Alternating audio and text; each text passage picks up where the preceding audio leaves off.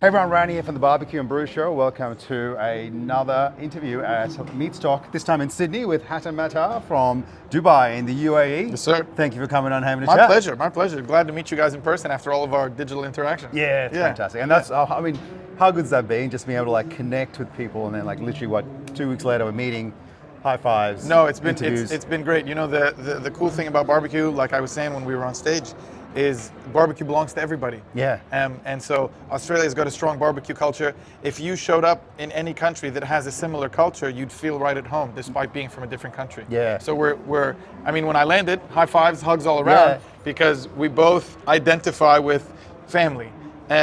Getting people together, feeding people, all of that stuff that we lost kind of over Corona, where everybody was distant. Now everybody can't wait to hug and hang out and eat again, right? Yeah, it's the best. Now, look, I've done a bit of research on yourself, but I think maybe it's not all true. It's horrible. It's all hype. Don't believe it. How did you get started? Like, I mean, let's start with barbecue. I know, like, you know, you've sort of had a few little businesses before there, but how did barbecue get going? Barbecue was I don't want to say a labor of love. I was hungry. I wanted. No joke, I swear to God, I swear to God. I wanted brisket for myself. It was a selfish endeavor in the beginning. Because there was no brisket in the UAE in 2014. And I started making it for myself. And you know what a hunk of brisket is, even if you're the most, virile, masculine, 250-pound guy, you're not gonna eat a whole brisket by yourself. No. So we were making brisket, I was making brisket and then inviting the crew over to eat. And that crew would invite their crew, and their crew would invite their crew, and then it just turned into word of mouth. The entire city was like, no joke, there's a guy that makes brisket, show up to his house. And we had strangers showing up to the house, and then, hotels started calling, then the palaces started calling, then event companies, and then catering and all that stuff. And then it turned into, last year, 4 restaurants, a catering company, and partnerships, the most collaborative food brand in the UAE. We've done brisket fat ice cream. We've done, I swear to God, we've done all kinds of stuff, and essentially just brought, I don't want to say live fire cuisine because that's endemic to the region, but we've brought Texas style barbecue to the Middle East. Now, you sort of Texas style barbecue bringing it in, and I know you've sort of had some issues getting that going in the UAE. Especially around getting like permits and things like that. How'd you get around all that? So, a brisket takes 12, 18 hours depending, grass-fed, grain-fed, its size. Our smokers are manual, right? Barbecue is the last analog experience known to man. You can put art on your phone and watch it and be like, oh, this is great. You cannot put barbecue on your phone. You still have to touch it, feel it, see it. So when we went to get a permit, we were essentially asking the municipality to let us barbecue overnight. And they're like, forget it. We're like, what? It's the only way we can make it. They're like, we'll just have someone show up the next day. I'm like, no, it's a continuous process. It's not a start-stop process. So with the greatest of humility, whenever we see another smokehouse open up in the UAE, they're like, oh, hey, so-and-so opened a new barbecue. I'm like, you're welcome. You know what I mean? Pat them on the back. Kiss the ring. Speaking of the ring, man, that's an epic ring, forget it. But it's great because everybody's bringing something new. You know what I mean? We're maybe we were the first, but that's not to say that there weren't people doing it before us. Number one. Number two is there are people doing it better than us because they're bringing their own spices, their own techniques, their own equipment, their own story. And essentially, what we all do now is we get around a fire, literally and figuratively, be like, hey, I did it this way. What do you think of this? Yeah, I could do this. Not to talk anthropology, but gathering around the fire is how society started. We're still doing that. I mean, you said something really interesting about that the other day, and a few other times as well, where the smell of food, fire, smoke, and just that reminds people of home, no matter where they're from. Do you know what the most recognized smell in the world is? No, you tell me. Wood fire. Wood fire. Right? So in a city of 190 nationalities, everybody living, it's 80% expat, which means 80% of the residents of the city are not from the city. So when we started doing our catering events and, slinging brisket out the door, getting our smokers going, our chicken wings were going, chicken fat, brisket fat, everybody was like, and our lines were 2 hours long. And by the time, we didn't get necessarily the 190 nationalities, but by the time we had done feeding everyone, 60 nationalities later, everybody said in their own language, and we went out of our way to ask them, what did you just say? And they said, this reminds me of home. So essentially, not in the romantic sense. Maybe in the romantic sense, we were purveyors of emotion. We were purveyors of people's connection back to home.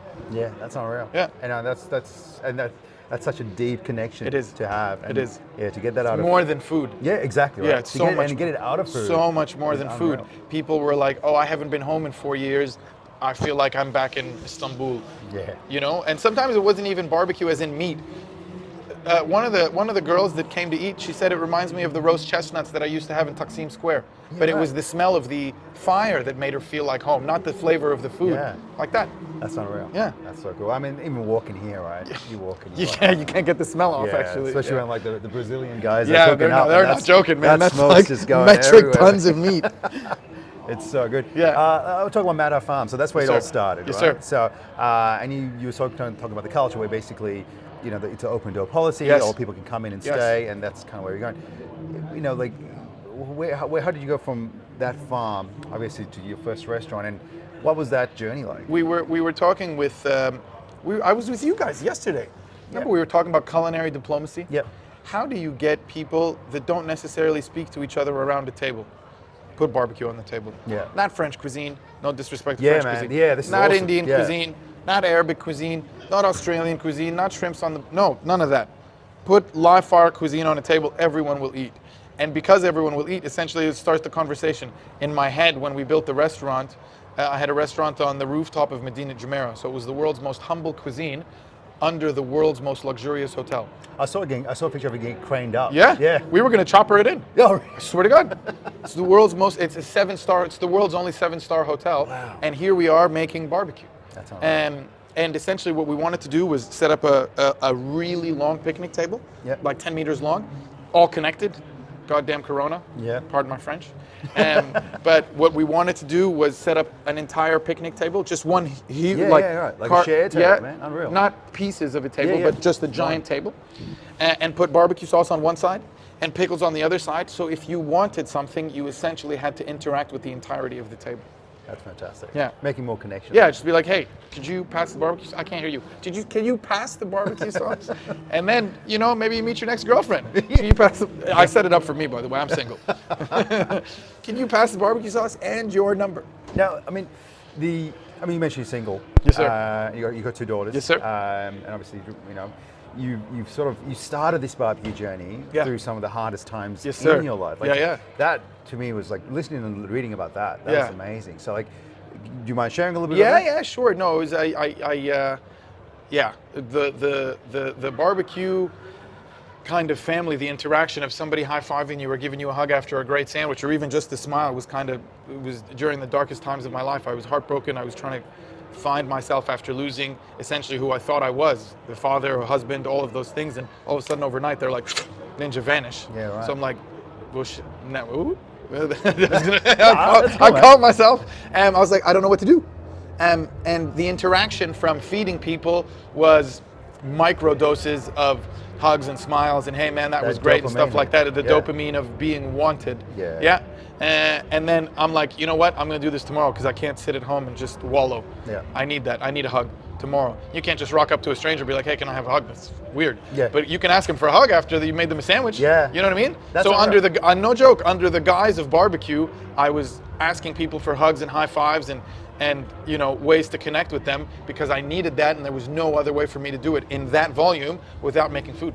That's unreal. Yeah. And I guess that would have been a massive hit during obviously the lockdown, right? I put all of the heartbreak into the food. Yeah. I mean, here we are. We're in Australia. I guess it paid off. Yeah. You know what I mean? That's awesome. Yeah. That's awesome. And I mean, you sort of, I guess you went from just yourself smoking Yes, sir. and things like that. Now you've got 4 restaurants and Yeah. catering, things Yeah. like that. How big's the team? Like what's... So now we're down to 2 restaurants because 2 of the restaurants that existed were during Expo. Yeah, okay. And Expo was just mental. First couple of months it was quiet, and then when everybody realized that it was a time-limited offer, and then Expo was going to end March 30th, it was just metric tons of brisket and smoked meat at a time. So now we've got the restaurant in Dubai Mall. Yep. It's called Mattar. Funny enough, even though Mattar as a cuisine is live fire, the Arabic word Mattar means rain. You're right. So it's like the juxtaposition of the Yeah. cuisine and the name. I like it. And then Our sit-down restaurant under Burj Al Arab called the Farmhouse by Hattem Mattar closes tomorrow. Oh, okay. Because it's not only is it seasonal, but it's all outdoors. Right. And you guys are winter. I'm so happy to be wearing long sleeves. But Dubai summer is like 45 degrees plus. Oh, yeah. So yeah, can't be barbecuing. You could just cook a brisket outdoors. Just leave it like that. You know what I mean? You know what I mean? Just that low temperature. and Yeah. slow. So we've got the timeout market 7 days a week. Yep. Specials every weekend. Barbecue tray. Still the only shop I would say comfortably. We're still the only show in town that make what we make. That's honestly. Yeah. Yeah. No, that's unreal. And look, you sort of mentioned the names of the restaurants. Yeah. It's Mattar, Yeah. Mattar Farm, Yeah. Mattar, Yeah. and I think you sort of. I was listening to one of your podcasts. You're saying like, you've done a lot of things in your life, and it wasn't for you, so you didn't feel it there, Yes. and now it's your name. Yes. And that passion is just intensified. Yes. Is that like you feel like you want to keep going? We're trying. We're, like I said, on the culinary diplomacy side of things. If you said Black Bear Barbecue could exist everywhere, and everybody knows what a black bear is. Somebody says, a hot and saucy barbecue we were on stage with. Everybody understands that description. But if you say Mattar, all of a sudden it's a conversation starter. What does that mean? Oh, we're from the UAE. Yeah. You guys have barbecue out there? What's you know what I mean? Yeah. So the name is the diplomacy conversation starter. The food is the medium to have the conversation. Yeah. And essentially that's what it is. We're just exporting, hopefully, inshallah, the best of the Arab world without it being a documentary or a pamphlet that we're handing out in the mall or something. We hope to do what Mohammed Salah is doing with football with barbecue. That's unreal. Yeah. Yeah, man. That's unreal. We fed Mohammed Salah. So. Did you? Yeah. That's so well, I good. use him personally because, he had barbecue. He came and he was an incredible guy and played football in the backyard. And then he had brisket and he was like, you guys are going to ruin my performance because of just all the barbecue I'm having. Sitting there. Yeah, It's in the heart. just an incredible guy. You mentioned sandwiches before. Yes, sir. Now you make some amazing sandwiches. Tell us a little bit about the sandwiches and some of the stuff. We had an experience where somebody showed up to our Dubai Mall outlet with Time Out Market. Yeah. Said, I heard you guys make really heavy New York accent. Said, hey, I heard you guys make pastrami like New York. And I'm not in the food scene. That's a great. Thank you, man. I got a really good New York accent. And I said to him, I said, no, I didn't mean it in a disrespectful way. I just said, no, we make pastrami like Dubai. And he kind of looked at me and he was like, all right, make me a sandwich. So we made him a sandwich. And pickles, onions, all of that stuff, sharp mustard that we make ourselves. And then he disappeared and turned out he was like some big food writer. And I'm like, we kind of missed the mark. We might have treated him like we should have been like, oh my God, yes, anything you want. Anyways, 3 weeks later, our sandwich is number 11 on top 25 sandwiches in the world. That's unreal. You know what I mean? That's And unreal. so when my hope is, my kids are born in Canada but raised in the UAE from the day they were born.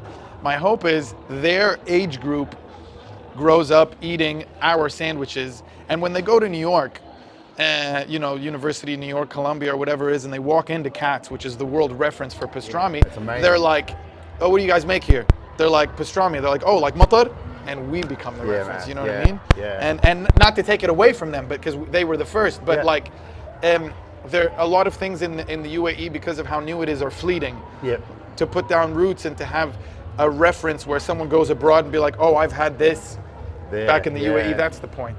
That's all right. That's the point. Now you're pastrami. Yes, sir. Tell us how long it takes to make. 14 days. 14 days. Can't fake that. Can't fake that. You can't put sauce on that. What's the process? It's the cure, right? Getting the cure right. And you're not brining one pastrami. You're not curing one pastrami at a time. It's a tub of just 20 pastramis at a time. So you got to get the cure right. You got to get your salt right, your sugar right, and your pink salt right, your nitrates right. Then we use pickling spice. Yeah. So we toast all of our, no secrets. We toast all of the spices that go into the brine, and then we toast all of the spices that go into the rub. So a brine, a dry, right? Because when you smoke something, and I learned this through experience, when you leave something in the fridge and it gets dry on the surface, you actually want that for your smoke. It's called the pellicle scientifically. Yeah. And that pellicle, that sticky surface, actually has smoke sticks to it. Yeah, so if it's still wet, it won't smoke properly. Yeah. So we get a pellicle on it before we rub it. Okay. And that takes a day and change. Wow. Right? Then you rub it. You leave that for a day. It's just like Rob was saying, if you scratch it and the thing is coming, don't do that. Then you smoke it. Then we wrap it. Then before it goes out, we steam it. So by the time you're done all of, Damn. So when we're out of pastrami, they're like, you got barbecue? Make us a pastrami. I'm like, okay, homie, come back in 2 weeks. It's not. That's like even the brisket, right? Yeah, same thing. It's, what about these Weber kettles behind it? It's not. I swear to God, barbecue is not cuisine you can fake, and it's not. There is no. You could go to Cordon Bleu and be a chef and be all. I'd love to do that one day and make béarnaise and hollandaise and all of that. There is no school of live fire. You think about that. If you're a pitmaster, you've earned your stripes, and you've figured it out and learned it from someone. You can't fake that. No. If you're making. I love dessert. My vice is chocolate chip cookies. Ooh. But you can literally get chocolate chip cookies everywhere in the world, set it to a certain temperature with a certain chocolate, and replicate that cookie. That's why it's called cookie cutting. Yeah. You can't do that with barbecue. No, you can't. It's not real. Now, you've got a bit of a mantra, which sort of listen to, and I just want to dig into that a little bit. That's my man. I'm not very, So, obviously, it's Father Fighter. Farmer Flower. Yes, sir. Tell us a little bit about that. So, essentially, the only thing that I was, when my daughter was born, not to get all, but like it was my first love at first sight. I saw her, I'm like, yeah, this is what I'm supposed to be. I'm supposed to be a father. And it was fish to water, instantly. And I've got 2 daughters, and like, just my world revolves around them. And I want them to be strong Arab Muslim women. Again, the diplomacy of the Arab world depends on them and who they are when they grow up. So I'd like them to, we always say we have the secret handshake. Yeah, right. Have you seen it? No, I haven't seen it. We've got a secret handshake when they spend a week with their mother and then a week with me. We got a secret handshake. Say, why do I love you? And they say, because I'm kind and humble, strong and beautiful. So I don't want somebody, when they get older, I don't want a boy to be like, oh, you're beautiful. And then I go, oh my God, that's so nice. She's like, yeah, I know, my dad told me. Yeah. You know what I mean? Yeah. So I want them to be strong Arab Muslim women and represent the region and not fit into the pigeonhole that the media or, the West kind of says this is what an Arab Muslim woman should look like or act like. I want them to be the first female Arab pitmasters. Yeah. I want them to get their hands. They know how to cook. Yeah. So that father side of thing is kind of like my. I heard they're very competitive. Super. Oh my God. One of them is a really good grappler. Yep. We train. She's a jiu-jitsu fighter, and one of them is a really good striker. So when, pardon my French, when stuff hits the fan, they're both at each other, and I let them do it. I let them do it. Sometimes one girl will get a choke, and she'll tap out, and I'll be like, let her go. And then sometimes the other girl just, clean shin kick her in the legs. But I let them do that because I don't want them to be traditional in the sense of this is what I'm supposed to do. Yeah. I have to do this. I want them to forge their own path on the father side of things. And then fighter, farmer, flyer is because when I was a kid, I was a professional fighter in the physical sense, but in the ethereal sense, a fighter for what you believe in, a fighter for a good cause, a fighter to do things the proper way, a fighter for where you're from, for all of those things. If it's like, being having intention and purpose, farmer is, again, there's the physical representation of the word, but also to cultivate character, to cultivate, respect, honor, all of these things. There's a reason it's called cultivating, right? Because it takes time. Yeah. You're planting a seed that you hope bears this fruit. So we're planting the seed. I hope the girls are chivalrous when they grow older. Yeah. I'm farming that, and I hope the seed that we're planting today turns into and bears fruit into chivalrous women. Yeah. You know what I mean? And then flyers, because I skydive. And just straightforward, that's it. I jump out of a plane, it scares me to death, and I only do it because it scares me. Because you've always got imposter syndrome, am I good enough? And if you convince yourself that voice in your head, when you get to the door of the plane, he says, you can't do this. And you're like, oh yeah, I can. And you jump. And then you get down and put your apron on, not back to back, I haven't done that yet, but that sounds pretty cool. But then you get down, you put the apron on, and the voice inside your head, and it's your voice, right? Says, you're a horrible pitmaster. I'm like, I just talked to you up there and you said I can't do it. You're a liar, shut up. Yeah. And then you get to working. So that's why I do it. You said imposter syndrome. I think you said you went through that. Oh yeah, everybody does still. Yeah. You still. And you went days and days of like, am I?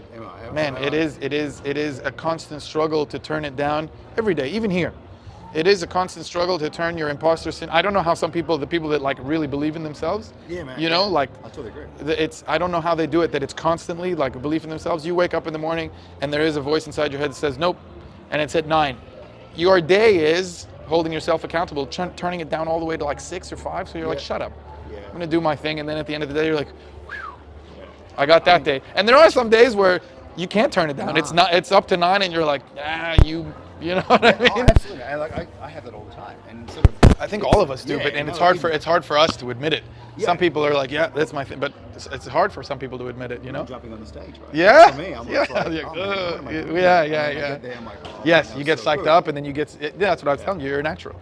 But after, no, I'm not joking. But after you get that in your head that I am a natural, you're like, the voice inside my head was lying 15 minutes ago. Yeah. So when it comes up again, you're like, shut up! I saw you again. You lied to me 15 minutes ago. Shut up. You know what I mean? Oh, always like pre-show, I'm like, Mark, leave me alone for a bit. I need to psych myself up. Don't tell He him. knows, he just walks off. He's No, like, oh, listen, don't. don't. Yeah. Hey, listen, everybody does what he wants to do. Yeah. I'm not ashamed to say it. You know what I do before I get What's wrong with gin and tonic at 10 No, forget that. Forget gin and tonic. I happily admit, and if anybody has anything to say, I got a left hook, right cross, right for you, no problem. Oh, nice. I listen to Justin Bieber before I go on stage. Oh, really? Yeah, Dude, I'm a believer, no What's your problem. favorite song? Company. Company. Yeah. Love it. Get out of town. I like Yummy because he's really big. Oh no, kid! Oh no, I like him, but not that much. I show up, you know. That was like Instagram. No, I can't do that. No, I like company. I show up, listen to Justin Bieber right before I go on stage. Dude, mine's Elton John, I'll be honest. Oh, there you go. See, you heard it here first. I love Elton John. Rocket Man. Yes, Rocket Man. Yeah, there you go. Danny There you go. Elfman. Yeah, there you go. That really gets me going for a show. Now, what's next for you, man? What do you got planned for 2022, 2023? You're not going to believe it. This summer's super big, and now is actually the start of the tour. I get back from Australia, then I fly to Washington to cook at the White House. Oh, really? Yeah, Get out. I swear. That's so good. Cooking at the White House. Then I'm going to Texas. Then I'm going to Louisiana. Then I'm going to California to cook with Harrison Ford. Oh, yeah? Yeah. Just Harrison Ford? Just Harrison Ford. I'm not sure. I mean, you had me at like... At White House. Yeah, I know. No, but you know what it is? It honestly is a function of being incredibly supported by the UAE, the government, its leaders, the city. They literally, they're like, hey, listen, you're really good at your craft. We want to showcase you. And they take you around the world and they put you out there because you represent the city. I was made because of the city. You know what I mean? But you also do it really well, man. Yeah, Like, thank you. I appreciate that. You know, like, honestly, the energy you bring Thank to you. the stage, I appreciate that. to a conversation, Yeah. to just a walking conversation. Yeah, we did that You know, yesterday. and Yeah. Even I met you for the first time yesterday, Yeah. like in person, and it was just like, We knew each other. Yeah, we knew each other right away. My energy levels went Yeah, up. yeah. So I like that. Thank you, man. Thank you. If you're going to the States and doing that, man, Yeah. you're like, oh man, this guy's from the US. Yeah. And changing the mindset. Of, Yes, you know, that's what it is. That's the big That's thing, what it is. right? That's why I'm going. Yeah. And the apron, I'm wearing that orange apron that you saw me wearing yesterday. Yeah. It's Arabic calligraphy. Yeah. I want it to be a conversation starter. We're like, oh, he's Arab. Yep. Oh man, what a cool guy. Tell me Yeah. about your. That's it. That's why we're going. Culinary diplomacy. All right, so White House. Yes, sir. If you were going to cook for Donald Trump if he was in the office. I wouldn't go. You take that to the bank. I wouldn't go. If he invited me, I'd turn down the invitation. Wouldn't Roger go. that. Yeah. I had to ask. Yeah. I had to ask. Yeah. Awesome, mate. Look, it's been really awesome. To have Man, a chat pleasure. with you. Thank you, And, guys. get to know you a little bit more. So where can people find you on the socials? I'm on Instagram. Just my first and last name, Hattem Mattar. Yep. And then the name of the restaurant is mattar.ae. All of our food is on there. All of our content, our tour dates, and then all the shenanigans stuff, trying to pretend to be chefs when we're not, making up stuff as we go along. That's where you'll find it. Awesome, mate. Thank you so much. Thanks heaps, man. And we'll see you Thank soon. you for having me. I Hopefully appreciate it. And we'll catch you later. See ya. Thanks, everyone. We'll catch you next time.